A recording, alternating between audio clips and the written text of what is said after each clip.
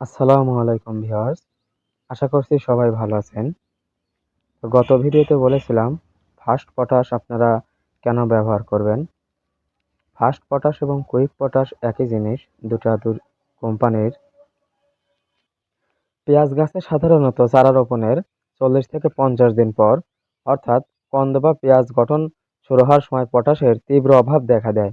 এ সময় গাছের পুরনো পাতার আগা হলুদ হয়ে পুড়ে গিয়ে নিচের দিকে ঝুঁকে পড়ে, বৃদ্ধি কমে যায়, কন্দ ছোট ও নরম থাকে। বিশেষ করে বেলে মাটিতে অতিরিক্ত সেচ দিলে এই ঘাটতি বেশি লক্ষ্য করা যায়।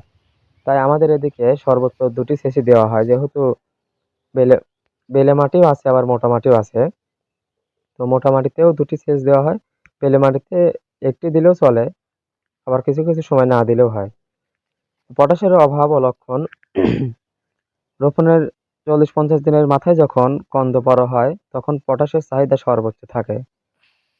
গাছের বয়স বা পুরনো পাতাগুলো গাঢ় সবুজ এবং পাতার আগা শুকিয়ে বা পুড়া দাগ শুরু হয়, যা গাছের পাতা হলুদ করে দেয়।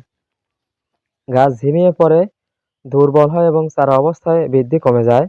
বেলে মাটিতে পটাশ সহজে ধুয়ে যায়, তাই সেখানে অভাব দ্রুত দেখা দেয়। পেঁয়াজের কন্দ ছোট এবং নরম হয়। সংরক্ষণের সময় পেঁয়াজ দ্রুত পচে যায়। গাছের রোগ ও পচনের তীব্রতা বৃদ্ধি পায়। গাছের বয়স 50 থেকে 60 দিন হয়ে গেলে এমত অবস্থায় তো আর সেচ দেওয়া সম্ভব নয়, অর্থাৎ সার উপরি প্রয়োগ করা সম্ভব নয়। তাই আপনারা চেষ্টা করবেন প্রতি 33% জমিতে 250 থেকে 300 গ্রাম পটাশ স্প্রে করে দেওয়ার। 50 থেকে 60 দিন বয়সে পটাশ স্প্রে করে দেওয়ার ফলে আপনার পেঁয়াজের কন্দগুলো টাইট হবে, অর্থাৎ আপনি কিন্তু দীর্ঘদিন মাচায় সংরক্ষণ করতে পারবেন। অর্থাৎ পটাশের অভাব যদি থেকে থাকে তাহলে সেটা পূরণ হয়ে যাবে।